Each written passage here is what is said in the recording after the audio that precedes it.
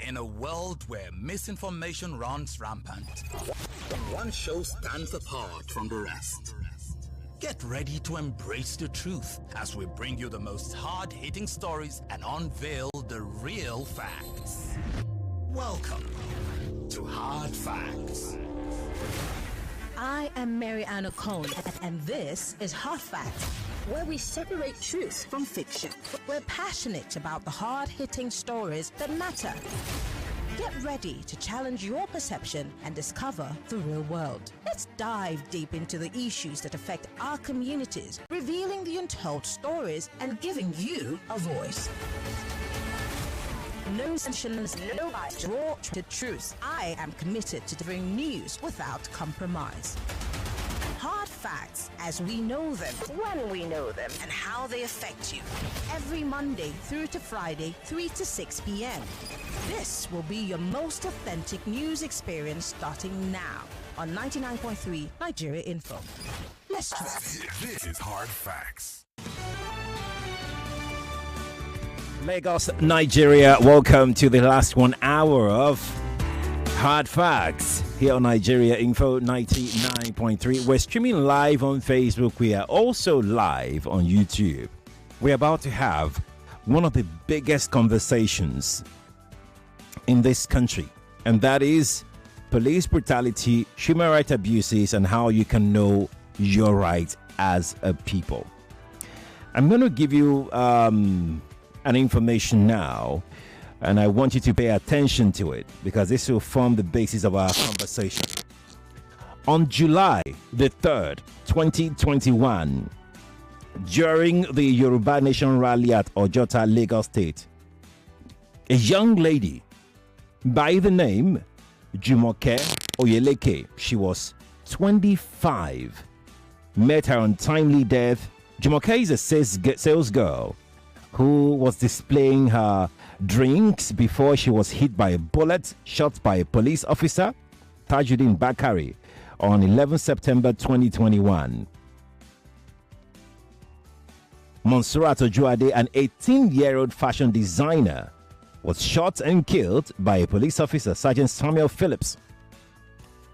On the 22nd of January 2022, Paul Durowaye was shot dead by a police officer over a fight for sachet water. It was said that Paul picked up a pure water belonging to the police officer, and the fight erupted, which later led to his demise. On June 4, 2022, one Oliver was shot dead along Jalingo Zing Road by a police sergeant, Haruna Idi, over a minor. On December 7, 2022, Gafaru Brahima was shot and killed by Inspector Ime Johnson in Aja, in Lagos here. On Christmas Day in 2022, Bolanle Rahim, a female lawyer, was returning from church with her family when they encountered the police, and she was shot at close range by a police officer. Drambi Vandi, that's his name. About a month later, 15th January 2023, a soldier in Mufti was stabbed to death by a police officer due to an altercation with some policemen at the Odogunyo axis of Ikorodu, Lagos State. On the 5th of April 2023, Olayinka Ibe was shot to death by refusing to pay a 100 naira bribe to police officers on stop and search duty. See, the list goes on and on and on.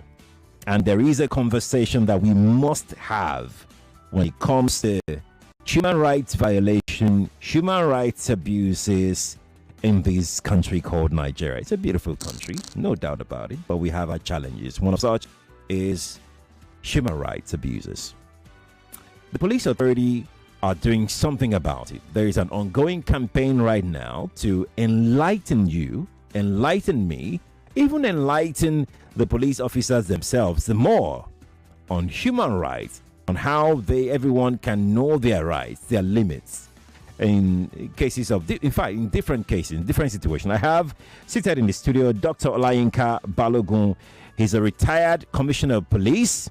He joins me live in the studio right now. He's a consultant on community policing, technical advisory on human rights violations and allied infractions to the Police Service Commission. He joins me live in the studio. Dr. Balogun, a very good evening to you, sir, and thank you for joining me. Please, Lagos would like to hear you. Yes.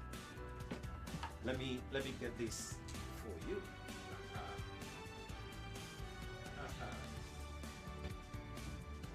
Yes, good evening to you, sir. Thank you for joining us today. And I must say that Dr. Balogun was here as early as 3 p.m. today. That's to tell you how passionate he is about spreading the word about human rights violation. Let's start this way, sir. How bad is our situation when it comes to human rights violation?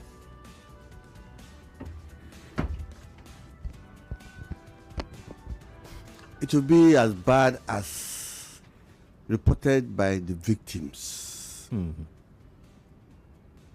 The law will look at it as one of those things that happen when law and society relate, and when they have reasons to come together. At times they brush themselves, at times so the situation will be as bad as is being reported by the victims, but it's also as encouraging, as promising as the authorities are aware and how much they want to come around to scale the thing down. I mean, I'm glad that the authorities are aware. I'm glad that they're doing something about it. I'm glad that they have somebody like yourself who has been a police officer before, also being in actively involved in trying to get everybody aware. But sir, if I may start this way, where did it start? How did it start? Or has it always been like this? It started when man and law and society had to cohabit. Incidentally, I'm also a lawyer. And so when the society interacts with the law and the other way around, there must be that friction. The friction must be there. And it's going to be difficult for us to pretend that it will not be there. That is why the law will provide for sanctions, preemptive sanctions and actual sanctions. So the police is not unaware. The authorities are not unaware of these happenings. And that is why if you go through all our laws and regulations, there's always been that sanction there. If we give you a baton, this is how you will use it. If we give you a pistol, this is how and where you can use it. There's nowhere at the police training institution where policemen are asked to shoot into the crowd, where a policeman is asked to shoot at a vehicle for refusing to stop. Why do we then have these cases coming up every now and again, sir? I mean, you must have been inundated with these cases every now and again. This violation of police officers not having. People are even speculating that perhaps they are not trained on how to handle crowd, for instance, crowd control training, for instance. The reports are coming in. For somebody who had been in the police, or rather was in the police for a long time before I retired, for somebody who is a lawyer, for somebody who has been practicing law after retirement, and who had seen and heard a lot of this incident, of course we'll get worried. What I'm saying is that it's unfortunate that individuals play out what they are.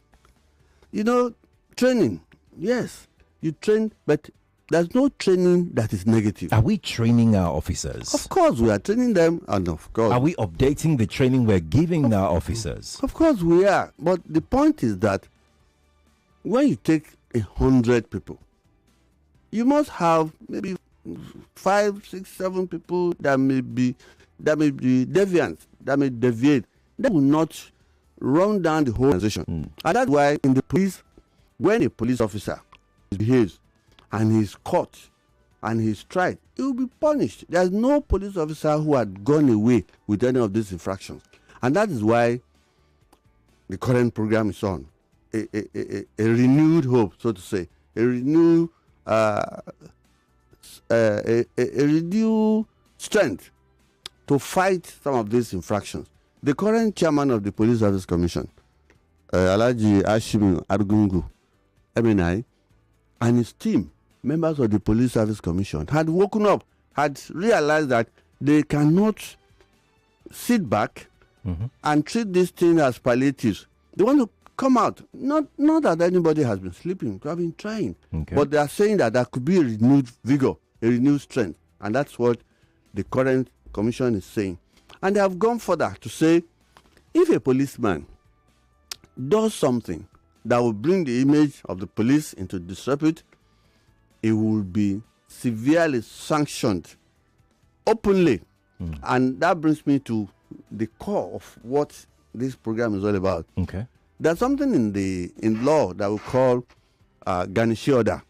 Okay. Garnishee order is a power given to the courts to go into anybody's money, anybody's resources, and pay the damages done to an innocent person. Another person. Yes. Okay. Okay. So in the police, the explanation would be that if a policeman does something that will bring that garnishee order on the police, and garnishee order eats into police money. Police resources. Yes.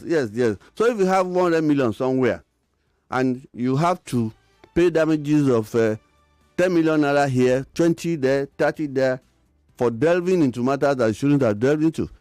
If a policeman decides to take a child from the husband and give the child to the wife in his own wisdom, without court order, either side can go and sue the police. If you keep somebody in detention unduly, you can be sanctioned. If you seize people's property, you seize somebody's passport, you seize his land and award it to somebody else, or you want to become a surveyor general, you want to become an estate manager, you go and tell somebody, no, this land is not your own. No, it's not your business. If you go and delve into family matter, a matter that has not been probated, you want to share a late father's property between the children, I mean, in your own wisdom, such a person will infringe on other people's rights. Those people will go to court. If the court fines for them, then the police will be made to pay. So the current commission is not saying that if a policeman does that, and that thing brings that situation where the little resources we have will be used to solve such problems, that policeman will be sanctioned. The sanction is getting renewed. That such an officer, after being properly profiled, can be retired suddenly. Oh. Such an officer, after being properly profiled, can miss the next promotion. Such an officer, if it is properly profiled, can lose seniority. A lot of things can happen. So it is not just that we just try you do this. No. If it is found out that you have embarrassed the organization, then such fresh sanctions can be brought in. So, Dr. Balogun, in a sense, you have told the listener today what their rights are. I like the way you summarized it. The police interfering in some civil matters, in some other cases, when they're not supposed to interfere. Now people can get judgment, and then they will be paid fine if the court deems it so. Yeah, that is exactly what we are trying to prevent. We know that law is there. I told you I'm a lawyer. I'm an old man at the bar. What we are saying is that these things are there, and it's been happening. It's been happening. People have been have won cases against the police. And the court have awarded damages. And some of these damages have had to be paid willy-nilly by the police. There's no situation of police not obeying court order when it comes to paying damages. That is the word garnishee order. That is what is peculiar about it. Okay. If you ask lawyers, they will tell you that this garnishee order is there, ready-made. When a man complains that somebody had taken over his property, delve into civil matters, and he goes to court, unlawful detention, undue interference in somebody, he goes to court, and the court says, yes, policeman, you are wrong. Go and pay 10 naira. That 10 naira cannot come from that policeman's pocket. He doesn't have it. Exactly when it runs a million. So the law will look for the employer, Police Service Commission, or the IG. They'll say, go and pay. And that money, that payment cannot be refused, because that money is there, put there by the government. Okay. So, and when the court gives order, they'll just go there and pick it. You don't have a choice. And that is why the police organization, the Police Service Commission, is worried, wounded, that these things should not continue like this. If we have to pay this kind of money, and we don't have a choice but to pay, then we should look for that person that is causing that inconvenience and deal with the person. Deal with the person. That is it. Dr. Balogun, I'm glad that you're here, and I'm glad that you are an authority on this conversation we're having. And I know that you've been doing some work based off of the chat that we had earlier, me and you. But before we go into that chat, I'd like to take one or two calls from Lagos, and then we go off on a break. When we return from the break, I'd like to also ask you a question about the perception that human rights abuses have already been institutionalized in the Nigerian police force. And so it's created doubts around people. You know, there is this saying that police are fine. People don't believe in that saying anymore. And that is necessitated by experiences upon experiences that people, have had over time, with the Nigerian police. We'll come to that after this break. I need to take one or two calls now from Lagos. 0201-2770-993. That is 0201-2770-993. And female only line is 0201-465-7190. That is 0201-465-7190. Those are the telephone lines that you can reach us through in the studio. I'll just take, I think I can send one call, just one call. Then we get out for a quick break. Good evening to you. Yeah, good evening. Good evening. Yeah, and good evening to you, guys. Yes, please. It sounds great. I mean, that's something bright on the horizon coming from the police.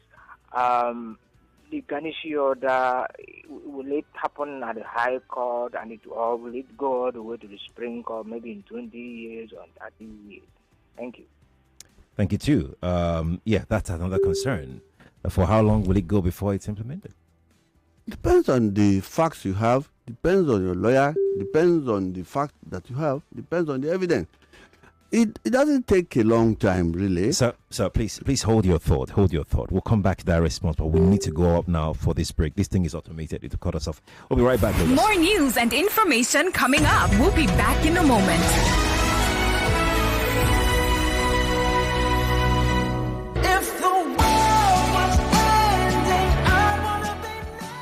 It is an incontrovertible fact that the future of power is solar. It is becoming increasingly clear that solar is the way to go if reliable, clean, and uninterrupted power is our goal. Our homes need power, our offices need power, our public buildings need power, our lives and activities need power, and of course, I mean reliable power. Now, at the Solar World Electric Technology Limited, we have cut our teeth as professionals in the business of solar and renewable energy, ranging from inverters, lithium-ion batteries, solar panels, solar water heating systems, solar street lights, etc. You can visit our office at the Seco Mall, 5th Roundabout, Lekki Epe Expressway, Jakonde, Lagos, or our website on www.solarworldelectric.com, or you can call us on 0906 331 5492. Solar World Electric Technology Limited. We are redefining the limits.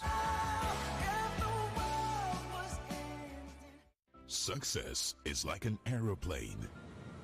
You only see the graceful flight high up in the sky, but not the roaring, powerful engines propelling it. Likewise, a world of e-payments. You only see transactions done, funds remitted, pioneered these financial technology solutions? Well, you knew it as Value Card, now Unified Payments, Nigeria's premier financial technology service provider. Yes, it starts here. Find out more at www.up-ng.com. Unified Payments, unifying businesses for people.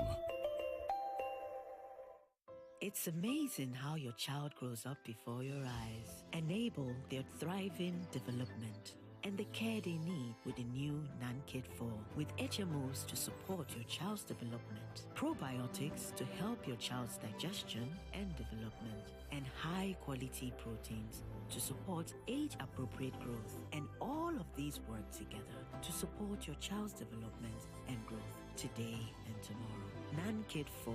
Nourish your child's potential. Oh yeah, pay your money from the back. I beg, I don't get change, you. Conductor, take the money. I don't come again. Where I won't find change for this big money now? Okay, just take the money. Auntie, I don't get change, you. If you know say you don't get change, you better calm down now. Calm down, boss. No need for change. I go pay for everybody inside this bus. Plus you and the driver, sir.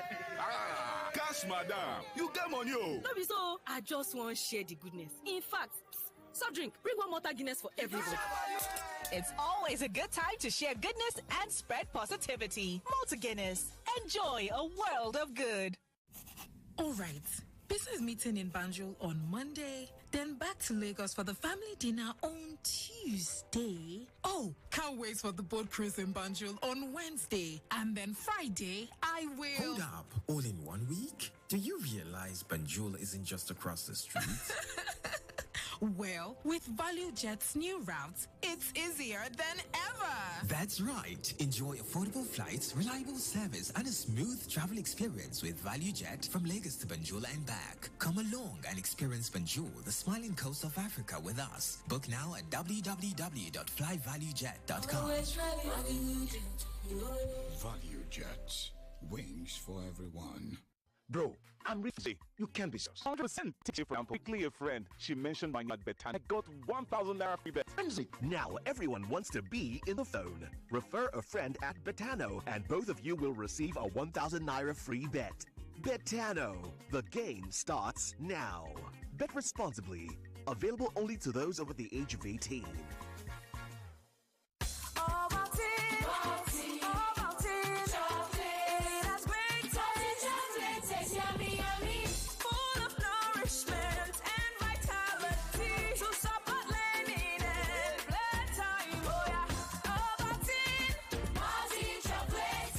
Start your children's day with a great taste of Ovaltine, enriched with multi-nourishment, calcium, malt, and vitamin B12 to support learning and playtime. Ovaltine, smart choice for smart kids. Now so I did on my own. Now a message enter my phone. Fiam. I can't click Fiam. Now so my money for account go. Fiam. Hey. If to say na Airtel you they use, them for first alert you before you click Airtel they identify spammers. Then alert them customers with AI powered service to make sure say you know for Mugu for Wuruwuru scam messages. No charges, no subscription needed. Me self they go join Airtel. Fiam. Airtel, a reason to imagine. Success is like a big mansion. You only see the magnificent edifice, not the strong foundation that holds it. Likewise, in the world of e-payments, you only see transactions done and funds remitted. But who pioneered these financial technology solutions? Well, you knew it as Value Card, now Unified Payments, Nigeria's premier financial technology service provider. Yes, it starts here. Find out more at www.up-ng.com. Unified Payments, unifying businesses for people. 99.3 Nigeria Info, your number one station for talk. Let's talk. This is Hard Facts. We're back on Hard Facts. You don't want to imagine the kind of conversation we just had in just 5 minutes with Dr. Balogun. Thank you so much, sir, for coming through this evening. And I must sincerely thank you for your level of passion and devotion towards ensuring that everybody knows their rights when it comes to human rights violation and all of that. But permit me to also take one call before I come and have a conversation with you further. Let's see who is here. Good evening to you. Hello. Yes, please. Good evening to you. I want to contribute on this. My name is Tony Wanna. You're welcome, Mr. Tony. I want to ask the police officer, the ex-police officer, to remind him that there is something that is actually blowing now. People are saying on there. Is there any check on addiction, especially the younger ones? Even the elderly ones are getting addicted on something. Is there constant or occasional checks on them so that they will not be addicted because they are dealing with the public? Addicted to what now? Addiction of taking drugs now. Oh, drug addiction amongst the police officers. Yes, because nobody could actually make the wrong use of equipment given to him even after training without actually getting influence from outside. I mean, that constant addiction will check the policeman. That's a completely different trajectory, completely departure from what we're talking about. That's Balogun. Do you want to say something on no, it? Because I know that it's something different. There's an agency taking care of that taking care of that already. If a policeman is addicted and he commits an offense as a result of that, the law will deal with that policeman. Is that how if a man is drunk and he misuses his batting or his rifle, there's a law to deal with such a person. The police will deal with the person. If it comes to the extent that we need to hand him over to the agency, that's who do so. But we have a way of checking such things. I must also say very clearly at this juncture, in case you missed it, Dr. Balogun here in the studio with me is a consultant to the Police Service Commission. He's a retired CP. And today we're looking at community policing. We're looking at human rights violations and allied infractions. That is essentially our focus today on the program, right? Going by what you said earlier, Dr. Balogun, I have this message from Chris Okeke, and Chris said, the Nigerian police FID Abuja seized my land documents illegally. I went to court, got a judgment in 2022. Until today, the police have refused to obey the Abuja High Court order to release my documents to me in spite of several petitions to the IGP. What do you advise me to do? It is wrong for anybody. You see, this is what we're talking about. Without court order to take any action that will infringe on anybody's right. But if what he's saying is correct, he should get in touch with me. Get my address, get my number from the producer, and get in touch with me. I will take your matter to the IG or to the Police Service Commission, who had asked me to go and do this assignment, and you get results. Get your lawyer to get in touch with me, or you get in touch with me. Then I'll channel it to the right place, and you will get justice. Let me get a commitment before we even go on that we will get back here. We can get you back here as many times as possible to further this campaign. You will. I have not done any other job in my life except police job and legal job. So anything that had to do with those two, I'm passionate about it. And those are the two things that can protect human rights. And human rights are things of dignity. A man who has no right to slap another man. A man has no right to seize another man's property just because he thinks he's more powerful. The court will not allow that. The law will not allow it. That takes me to the second segment of this issue. Right. That is why we are warning the police officers to stay within limit and do what is right. Members of the public too must know their rights, and they must ask for it, and they must demand for it. So if a policeman wants to arrest you, you have a right to ask him for a warrant of arrest, except where the law specifically says he can arrest you without a warrant. And in that case, you have to read, you have to get your lawyer, you have to know your rights. You must know these rights. You can't just stay idle and allow people to rubbish your life because you don't want any problem. You don't want to say anything. You must say something. After saying something, you must do something. When a man tells you that son of yours, that you should hand it over to your wife because of the dispute, you ask the policeman, the police officer, are you the court? Have you done DNA? Is that your job? I will not do that. Tell that woman to go to court.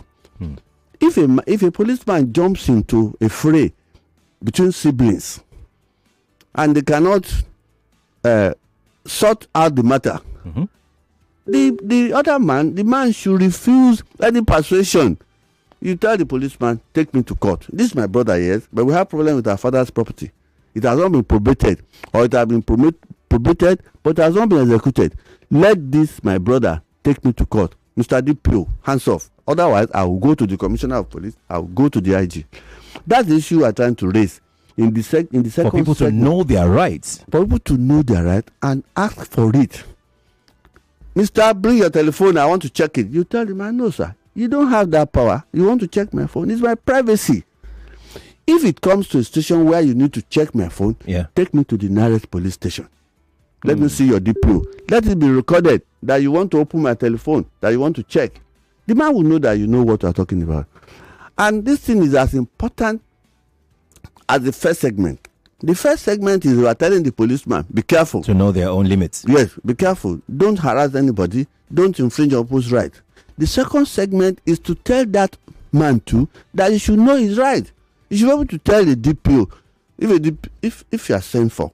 Do you know that in some cases you can send your lawyer? Yes, there are cases you tell the DPO, I will not be around on Monday, but I will send my lawyer. He will come with the documents on that land. We are already on it. He cannot arrest you because of that.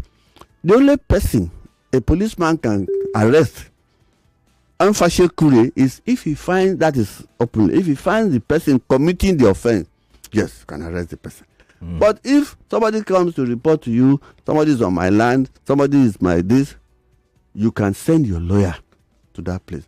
And if you get to a police station and the DPO says you cannot come in with your lawyer, tell him then no dice. No conversation. No conversation. My lawyer must be there. The law says my lawyer should be with me. So when you are going to a police, you can go with your lawyer. You can go with your wife. You can go with your son. You can go with a friend. So that when the issue of bail comes in, any of them can stand for you. The law on bail is that the person that will take you on bail must be that person that will produce you anytime you are wanted. It doesn't have to be a level 20 officer. It doesn't have to be a chief judge. It doesn't have to be a retired master. No, a man that is credible enough that can produce you when you are wanted. And of course, the law is very straightforward. If you take somebody on bail and you can't produce the person, the law will proceed to deal with you. So the law is the society is not losing anything because it's not a personal matter. Yeah, talking about bail, sir, we hear bail is free all the time. But the reality on the ground is bail is not free. Is it not the problem of the society? A man that does not know his right and that does not care to know his right, you all know that bail is free. You all know that you're supposed to pay. Because the bail, that money that is mentioned in the law books about bail, is that when you pledge, when you take somebody on bail, and maybe the bail is to the tune of 1 million naira, it is when you cannot produce that person that the court will have to pay that 1 million. That 1 million is not supposed to be paid up front. But you know it's not supposed to be paid up front. No. Is that what is obtainable? What is obtainable? Even in our courts. What is obtainable is what we are. That's what you are saying. That's what we're trying to address now. What should be obtainable is what we are saying now. That when you know your right, ask for it, and be ready to pursue it. If you go to a police station and the DPO said he doesn't want to see your lawyer, for example, you tell the DPO, no, sir, if you don't allow my lawyer to come in, I will not say anything. And the law allows you to say you won't say anything. But a lot of people don't know this thing and they don't care to find out. So when you get to a police station, you make your statement, you do everything, and they bring paper for you to for bail. You get somebody to sign for it, and the person sign for it. You go home. If anybody asks you to bring some, you say you can ask. I used to have this old uncle. When you ask him for this kind of money, you say, "You go give me receipt." You get government receipt where you go give me. And you can only get your rights if you know it and if you fight for it. You have to. Talking about sorry, Dr. Balogun. Talking about rights, because this is where we left off before the break. Yeah. I was going to ask, whether you feel that right abuses have been institutionalized, especially at the police station level and all of that, because we have heard times without number when people go inside the police station to go and lodge a complaint, before they can even do anything, they would have to pay money to even write. They call it biro money or paper money. I mean, that is the level that we have sunk right now. People get to pay to even write a statement, and they have DPOs in those police stations.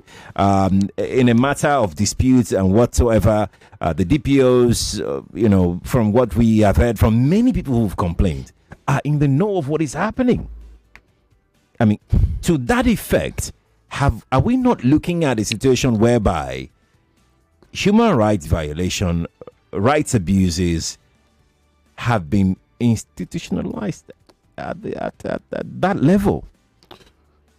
Is human rights abuse institutionalized in other segments of Nigerian society? I want to talk about the police No. because that is why we're here. When you bring the word institutionalized, yes, that is why I'm asking that question. The question of being institutionalized does not arise because there is no law that backs all these things. But they're happening. If they are happening, which may be difficult to deny, especially if there are people to whom it has happened, we will now ask questions. Why did you subject yourself to it? You get to a police station, they say you should bring money before you can make statement.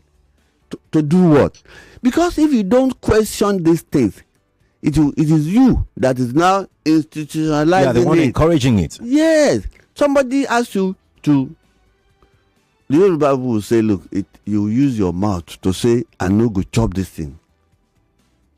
It is a proverb in Yoruba land. It is your mouth that you... And when you laughing comedy. And then laughing comedy, it is you that will say, no. No, I won't take this. But sir, it's easier said than done, because we're looking at a situation where people are desperate. They are in a place where they feel they can get help. They've approached legally, as required of them, the authority to say, help us settle this matter.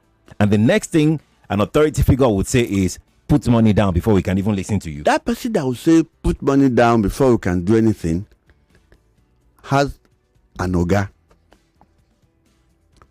But most of us are afraid to approach that oga. If the man at the desk says you should bring money, you say, where is the DPO? I want to see the DPO. The man will know that you know what you are talking about. If you get to the DPO and you are not satisfied, tell the DPO, okay, I'm going to see the commissioner, because this is not what they told us. They didn't tell us that if you come here, we'll pay to do this. I know, let me repeat this thing. 28th time, umpteenth time. That you need to ask for this thing.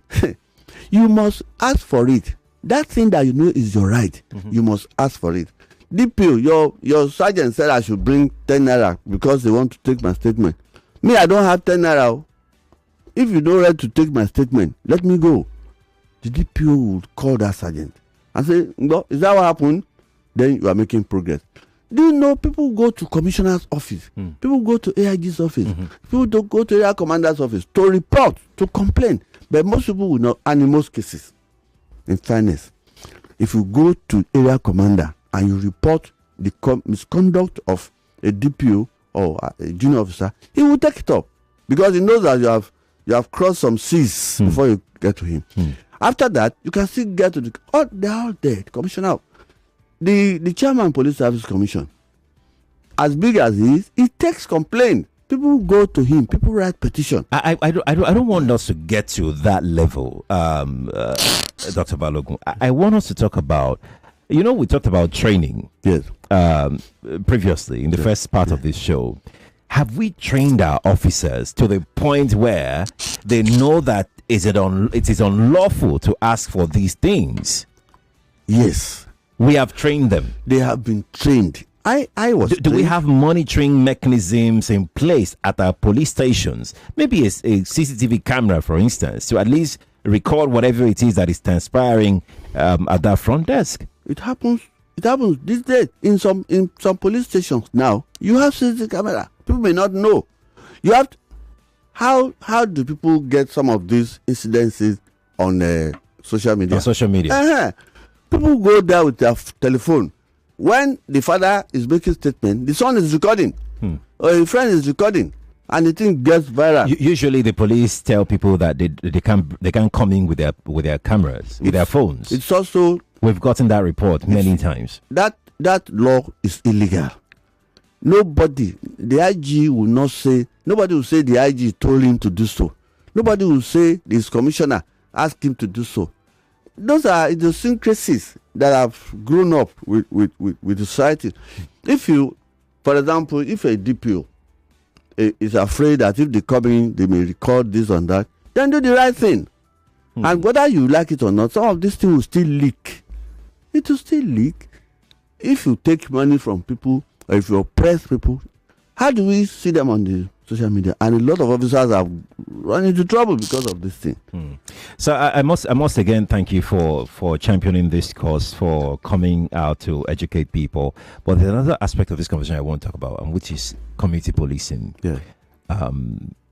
Would you say that this could be the panacea to all of the conversation we'll be having all evening today? It will be. For example, I am a student of community policing. I'm also a researcher on it. I've done a PhD on community policing. A PhD on it? On community policing. Fantastic. Yes, University of Ibadan. Fantastic. And I've been talking of community policing even while in service. I have continued to say so after retiring. The reason is very obvious. You say policeman. In that word, there is police, there is man. That man is the community. There's nothing like policeman if there's nobody to police. And the people you are going to police are members of the community, people you live with, people you know, people that cross your path every day. And so to know what is happening in the society, there must be understanding between the policeman and members of that community. And they will help to fight crime, because in most cases they know some of these criminals. They know them, and of course that is what we prize information in investigation. Without information, without intelligence, an investigator may not know much. An investigator gets to a junction. He starts looking left and right. Somebody will say, "Oh, you are looking for that man that he went this way." And if that information was not given at that moment, the investigator will face the wrong direction. Can it work in Nigeria, community policing? Can it thrive in Nigeria? It's already working. It's already working. There's something we call Police Community Relations Committee. PCRC. If everybody in the society, and that's part of this right that the commission is saying you must look at, it is your right to know what is going on security matters where you live. It is not, you are not an outsider. You should be able to walk to the DPO. Good morning, Mr. DPO. How was crime problem last night? The man will look at you and he wonder. You let him realize, look, we own this thing together. PCRC and the police, we are the same. We are together. The PCRC man is a policeman in Mufti. The policeman is a member of the PCRC in uniform. They must work together. So it can work in Nigeria, and it has been working in many communities. That's why when a police officer gets to a community, he will go and pay courtesy call on the ballet. He will go. If a DPO comes to a place and he just enters his office and he sits down there, he will just be there. He won't know what's going on. But he will go and see the Bale or the traditional ruler. He will go and see the chairman of the PCRC. He will go and meet the market woman. He will go and meet the market baba. And then things will start happening. He will even go to the garage to know what's going on here. So community policing is already working. All he needs to do is to prop it up more. We want people to participate. That's what the commission is saying. It is part of demanding for your right. It is part of telling the policeman that, look, we own this police station together. Now we will build the place before you come. Now we build them. So you go leave too. We will still remain here. So we are saying that the members of the community should know their right and they should work on it. Community policing is part of the right that we're talking about. And it will work. Dr. Balogun, we're completely out of time, but we must touch on one more thing, and that is state police. What do you think has been militating against the operation of state police in Nigeria? I mean, it's almost as though we're talking about community policing on one hand and 6 pence and 6 and 6 pence, 6 and half a dozen. We're saying the same thing. The community policing is state police by euphemism. The only thing is that the uniform had not come into it. Okay. Look at Amotekun. Look at the one in Lagos State. Naval Safety Corps. Those are state police in court. Okay. Yes, they are helping the police to fight crime. They are helping the conventional police to fight crime.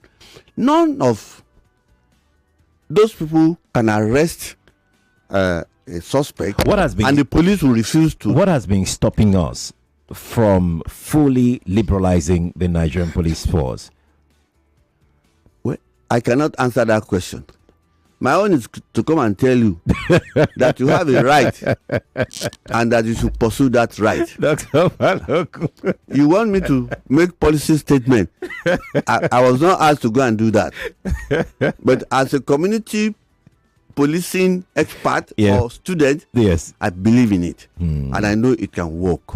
And I know that we would need it. Okay. So that all of us can come together and fight crime. This is where we'll anchor. He said he's not going to talk on that. Dr. Olayinka Balogun, retired commissioner of police, is also a practicing lawyer. Is PhD, the doctor, in case you don't know. Is a consultant to the Police Service Commission on community policing, technical advisory on human rights violation and allied infractions. Thank you so much, sir, for coming. And I would look forward to having you back here again sometime soon, because I think that we still have a lot to talk about when it comes to policing in Nigeria. Thank you again for coming, sir. Thank you very much. That's our show today. Thank you for being a part of it. The news is next after these commercials. I'm Sheriff Quadry. You can find me on TikTok, Sheriff Quadry, on Twitter, Sheriff Quadry, on Instagram is Quadry Sheriff, Facebook is Sheriff Quadry as well. I'll see you tomorrow at 3. Bye for now. More talk, news, and sports after this. Success is like an aeroplane. 99.3 Nigeria Info. We are more than just radio. Subscribe to our YouTube channel at Nigeria Info FM. Check us out on Facebook at Nigeria Info 99.3. Follow us on Twitter at Nigeria Info FM and on Instagram at Nigeria Info FM Lagos for live updates as it happens. 99.3 Nigeria Info. Let's talk.